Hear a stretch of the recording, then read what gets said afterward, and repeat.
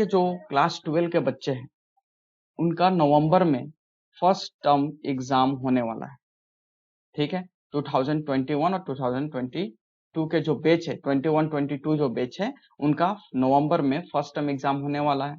तो जो साइंस के स्टूडेंट है फिजिक्स के, है ना, उनके दिमाग में ये आ रहा है कि सीबीएसई जो है वो एमसीक्यू क्वेश्चंस पूछेंगे, है ना, पेपर में एमसीक्यू टाइप क्वेश्चंस होंगे, लेकिन ये किस किस टाइप के होंगे। ठीक है, वो उन्होंने कह दिया 3 टाइप के होंगे। चलिए, stand alone, case study and assertion and reason. ठीक है, तो आज हम इस वीडियो में इसी तीन टाइप के जो क्वेश्चंस आएंगे उसको हम समझेंगे अच्छी तरह से कि ये तीनों टाइप क्वेश्चंस क्या है। ठीक है, तो यहाँ पे पहला जो टाइप का क्वेश्चन है वो हमारा है स्टैंड अलोन।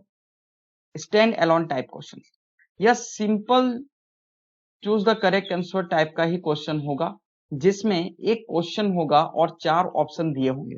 जैसे इसका एग्जांपल मैंने एक लिखा है, तो what is SI unit of force. यहाँ पे देखिए केजी नहीं होगा, जूल नहीं होगा, मीटर पर सेकेंड नहीं होगा और न्यूटन यहाँ पे करेक्ट आंसर होगा।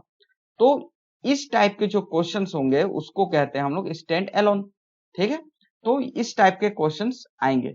उसके बाद जो सेकेंड टाइप क्वेश्चंस है उनको कहा है वो होंगे हमारे केस स्टडी क्वेश्चंस।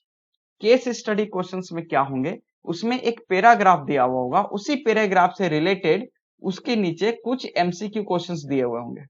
जैसे कि एग्जांपल हमने लिया है यहाँ पर, ये देखिए यहाँ पर पहले लिख दिया है कि क्वेश्चन 1 to 10 जो है वो केस स्टडी है और ईच क्वेश्चन कैरी 1 मार्क।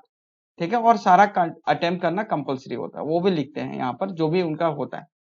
उसके बाद देखिए यहाँ पे जो पैराग्राफ उन्होंने लिया है, ये जो पैराग्राफ लिया है उन्होंने या फिर उन्होंने वो जो क्वेश्चन पेपर में जो देंगे वो कोई भी पैराग्राफ हो सकता है, आपके एनसीईआरटी का कोई भी टॉपिक हो सकता है। जैसे यहाँ पे कॉलम्स लॉ है, ठीक है, और यहाँ से यहाँ तक पूरे कॉलम्स लॉ को नॉलेज से लिख दिया उन्होंने, उस पैराग्राफ को लिख दिया है।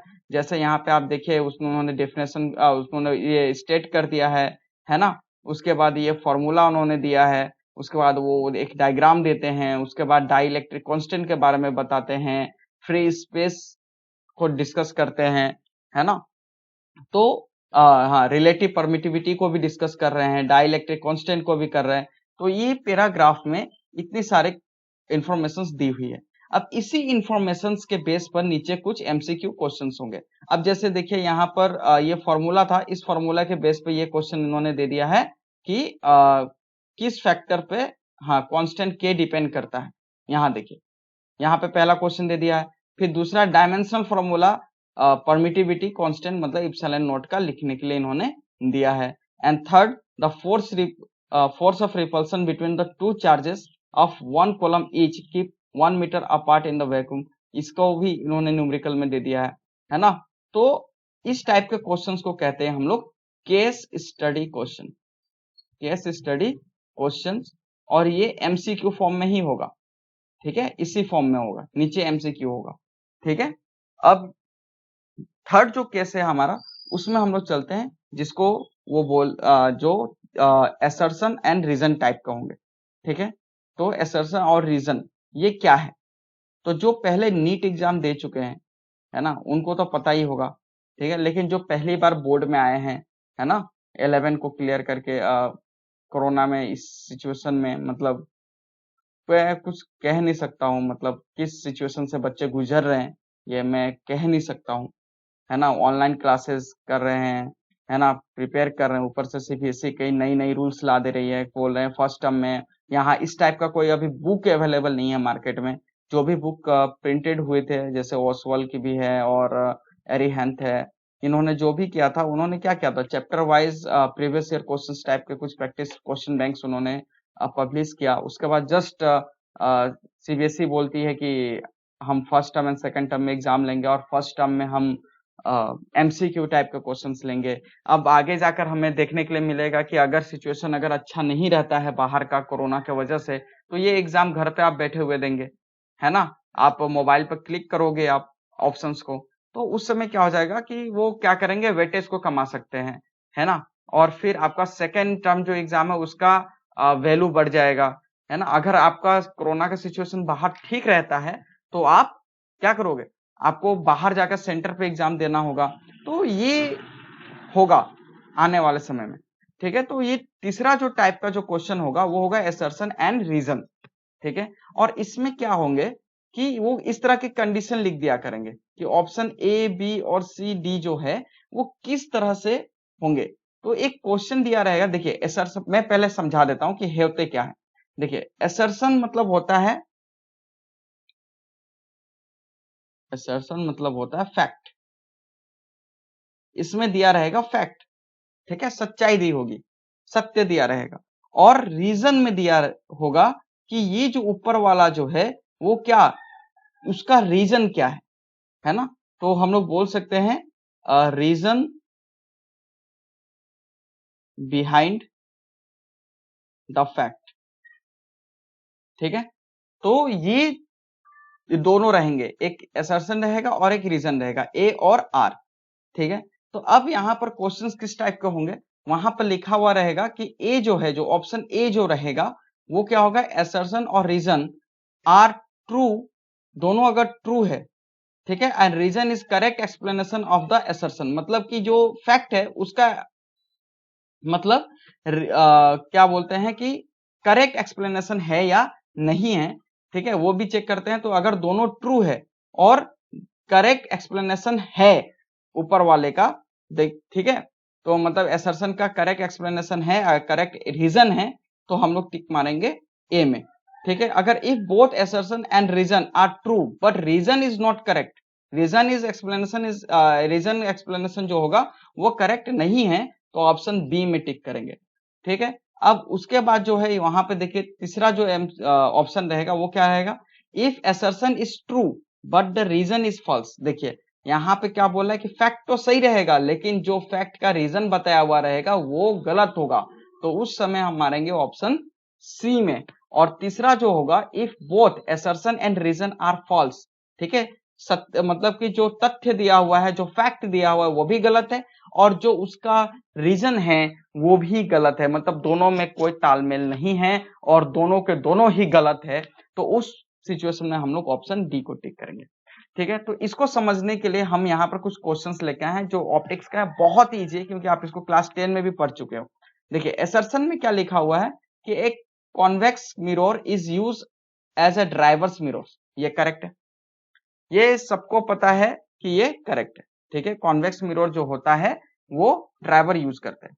और रीजन में लिखा हुआ है कि because convex mirror is field mirrors field of view in large and image formed as are virtual, erect and diminished। देखिए यहाँ पे ये भी रीजन सही है कि वर्चुअल, इरेक्ट और डिमिनिश्ड होता है और वो लार्ज चीज को, बहुत बड़े फील्ड को वो क्या करता है, छोटा करके दिखाता है, तो इसलिए तो हाँ, तो ये रीजन सही है, हम लोग क्लास 10 में पढ़े हुए है ना। तो इसलिए देखिए दोनों का ये असर्शन भी सही है और रीजन जो है वो भी सही है और ये इसका ही रीजन है ना, ऊपर वाले का ही रीजन है। तो ऑप्शन ए क्या था, देखिए तो ये both assertion are correct and reason are correct explanation, तो यहाँ पे ऑप्शन ए क्या हो जाएगा, हमारा सही हो जाएगा और ये सारे क्या हो जाएंगे, रॉन्ग रहेंगे, ठीक है। तो दूसरा देखते हैं हम लोग।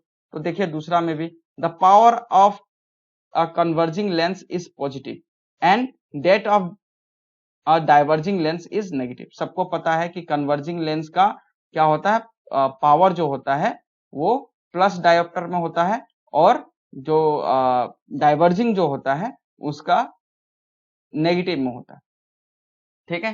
तो यहां पर उसका रीजन क्या बताया गया है कि because P is equal to 1/, ये तो पहला सही है, सर्सन पहला सही है भाई, ये हमारा ट्रू है, पहला वाला क्या है, ट्रू है, ठीक है।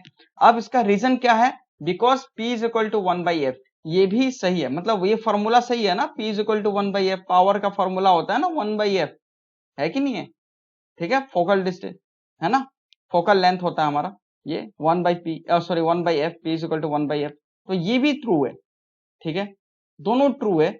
क्या अब देखना है कि क्या ये जो रीजन है क्या ऊपर वाले का लिए है, ऊपर वाले के लिए है ये रीजन, या ये जो रीजन है वो ऊपर वाले को सही मानता है, सही के लिए, मतलब ऊपर वाला जो फैक्ट दिया है क्या उसका रीजन नीचे वाला ही है, तो हाँ ये नीचे वाला है। अगर हम लोग एफ का अगर वैल्यू हम लोग नेगेटिव लेते हैं तो पावर भी नेगेटिव आता है और एफ का वैल्यू पॉजिटिव लेते हैं तो हमारा पावर क्या होता है, पॉजिटिव होता है, जिसमें एफ का इसमें क्या होता था, यहाँ से ये डाइवर्ज होता था, ये इधर आता था, एफ क्या होता था इस तरफ हो जाता था, तो ये नेगेटिव में आता था, तो इसलिए इसका पावर क्या होता है नेगेटिव में। और ये क्या होता है कन्वर्ज हो जाता था, जो लेंस के उस तरफ जाता था, और फोकल लेंथ क्या होता था पॉजिटिव में होता था, है ना। तो जिसके वजह से इसका पावर क्या हो जाता है प्लस डायोप्टर में आता है। तो हमारा ऑप्शन ए सही है, क्योंकि दोनों ट्रू है और नीचे वाला जो रीजन है वो ऊपर वाले के लिए ही है, सुटेबल है। ठीक है, ठीक है। उसके लिए अब हम एक और ले लेते हैं क्वेश्चन जो एम्स 2004 में आया हुआ है। ठीक, a red object appears dark in the yellow. ठीक है, और यहां पे मैं ले लेता हूं रेड पेंसिल, रेड पेन ले लेता हूं, ये लीजिए। क्या ये यहाँ पर डार्क आ रहा है? चलिए बताइए, है ना, ये क्या हो रहा है? हाँ डार्क आ रहा है। ठीक है, यहाँ पे देखिए येलो पे ये जो रेड है, क्या ये डार्क आ रहा है? हाँ, यस इज ट्रू, है ना, ये सही है हमारा। तो ये पहला वाला ट्रू है हमारा। दूसरा, द रीजन में क्या देगा, the red colour is scattered less, ये भी तो सही है भाई, हमने भी पढ़ा है रेड कलर क्या होता है, स्केटर कम होता है ना। स्केटरिंग, है ना, स्केटरिंग जो होता है is inversely proportional lambda two the power 4, यही होता है ना, जिसका वेवलेंथ है ना इनवर्सली प्रोपोर्शनल होता है स्केटर का। तो ये भी सही है, लेकिन अब देखना यह है कि दोनों ट्रू होने के बाद कि रीजन जो है क्या पहले वाले के लिए ही है ना। तो जो नीचे का जो रीजन है स्केटर लेस करता है, वो ऊपर वाले का सही रीजन नहीं है। तो यहाँ पर दोनों ट्रू होने के बावजूद नीचे वाला रीजन सही नहीं है। तो यहाँ पर हम लोग जाएंगे ऊपर और देखेंगे कि क्या था option, if both assertion and reason are true but the reason is not correct, है ना। तो हम लोग यहाँ पे जाएंगे और ऑप्शन बी में टिक मार देंगे। ठीक है, तो आई होप कि आपको समझ में आया होगा ये तीनों टाइप के क्वेश्चंस जो आपके फर्स्ट टर्म एग्जाम में आने वाले हैं। और मैं एक और बात बोलूंगा कि अभी इस वक्त आप डिराइवेशन प्रैक्टिस पर उतना जोर मत दो जितना आप ज्यादा से ज्यादा इंफॉर्मेशन, ज्यादा से ज्यादा कॉन्सेप्ट पे ध्यान दो। ठीक है, आप एनसीईआरटी बुक्स को पढ़ो और इस टाइप के क्वेश्चंस को टिक मार्क करो, है ना। जैसे कि नीट के कोई भी बुक जो होगी, है ना, आप उसमें आप देख सकते हो असर्शन और रीजन तो मिल जाएंगे।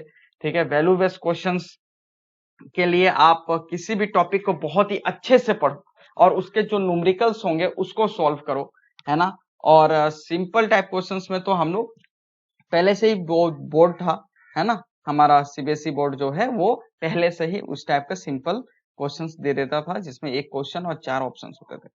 ठीक है, तो मैं यही बोलूंगा कि ज्यादा से ज्यादा क्वेश्चंस को करना है जो सही होगा। और मार्केट में अब बुक्स आ ही जाएंगे, मुझे इतना शायद, हाँ नवंबर से पहले तो बुक्स आ जाएंगे, लेकिन उसका वेट नहीं करना है हमें।